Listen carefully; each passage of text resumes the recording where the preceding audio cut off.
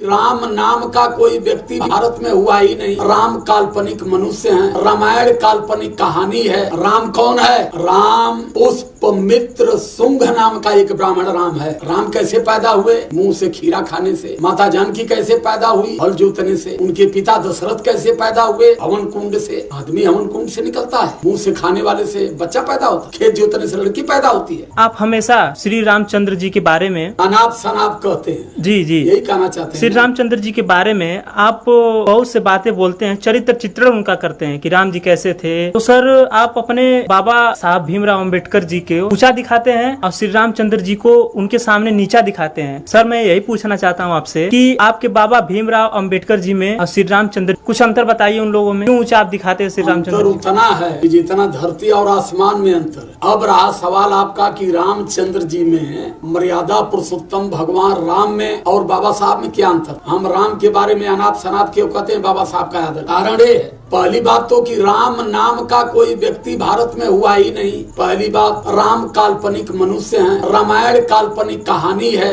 अब इससे आगे बढ़ूंगा कि राम काल्पनिक क्यों है और राम को राम किसने बनाया। तो ये थोड़ा सा एक बड़ी विषय हो कि राम पैदा ही नहीं थे। वाल्मीकि रामायण लिख दिया गया, राम का कोई पता ही नहीं। 14वीं सदी 13वीं सदी में राम तुलसीदास जी लिखे रामचरितमानस।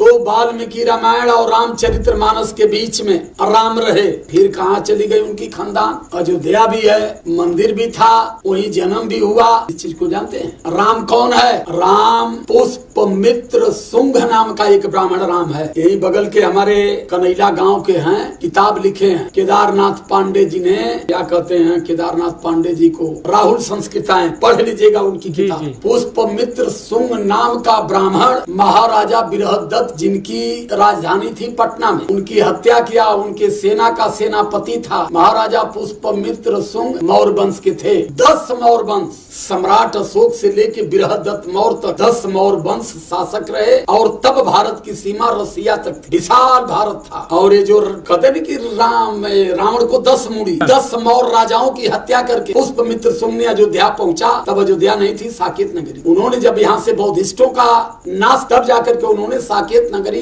का नाम अयोध्या रखवाया। अयोध्या, अब यहाँ कोई योद्धा नहीं है जो ब्राह्मणों की विचारधारा से युद्ध कर सके। तब साकेत नगरी को उन्होंने अयोध्या बनाया। और जो 10 मौर्य वंश के राजा थे, वह कहना कि रावण के 10 मूड़ी। जब पढ़ेंगे तब नहीं सब मिलेगा। रामायण पढ़ते रहेंगे तो सब मिलेगा। इतिहास पढ़िए। इसीलिए कहता हूँ संविधान की सारी ताकत खत्म की जा रही है। जो ताकत हमारे लिए बाबा साहब दे करके गए थे संविधान में, वो धीरे धीरे धीरे धीरे सारे आर्टिकल को खत्म कर रहे हैं। जब आर्टिकल खत्म हो जाएगा तो इन्हें बौना बना दिया जाएगा, इन्हें विकलांग बना दिया जाएगा। और ये विकलांग हो जाएंगे तो फिर हमारे खिलाफ लड़ाई नहीं करेंगे। इस चीज को समझिए। तो वही चीज है, पुष्पमित्र शुंग ने इस देश में लोगों को फंसाने के लिए अपने आप को राम साबित करके वाल्मीकि नाम के ब्राह्मण को बुला करके उन्होंने वाल्मीकि रामायण तैयार किया। अपने आप को राम बना और जी उन्होंने दशरथ बनाया। उसके बाद ये सारे जितनी कहानी गढ़ी गई। राम कैसे पैदा हुए? मुंह से खीरा खाने से। माता जानकी कैसे पैदा हुई? हल जोतने से। उनके पिता दशरथ कैसे पैदा हुए? हवन कुंड से। आदमी हवन कुंड से निकलता है, मुंह से खाने वाले से बच्चा पैदा होता है, खेत जोतने से लड़की पैदा होती है। पिछड़े समाज के दिमाग को नापा गया थर्मामीटर से कि ये कितनी समझदार है। तो वही तो बात कर रहे हैं कि जो लिखा गया, जब पढ़े लिखे हैं, जो चीज पढ़ रहे हैं उस चीज पर तर्क नहीं कर पा रहे हैं। क्या सत्य क्या सत्य है? आज तक लोग मान रहे हैं कि श्रृंगी ऋषि के द्वारा फल दिया गया तीनों रानियों को, और श्रृंगी ऋषि